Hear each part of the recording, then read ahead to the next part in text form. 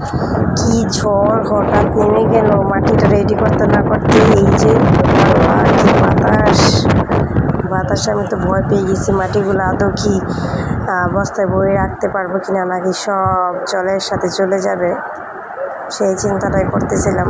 খুব মানে তাড়াহুড়া ভয় করতেছিল। এত কষ্ট করে মাটিগুলো শুকাইছি, সারের সাথে মিক্স করছি। এখন যদি এগুলো আমি ঠিকঠাক মতো না রাখতে পারি তাহলে তো শেষে, যে অনেকগুলো ভরে ফেলেছি, কিছুটা বাকি আছে। এখন এগুলো হয়ে গেল, বাস আমার চিন্তা দূর। আল্লাহ রহমত আছে, আল্লাহ পাক রহমত করেছে, সেই জন্য বৃষ্টিটা এখন নামেনি, বাতাস বইছে। এই তো সব রেডি হয়ে গেছে, এখন তাদের জায়গায় তারা চলে গেছে, নির্দিষ্ট জায়গায় রেখে দিছি। আমি চিন্তামুক্ত হয়ে গেলাম।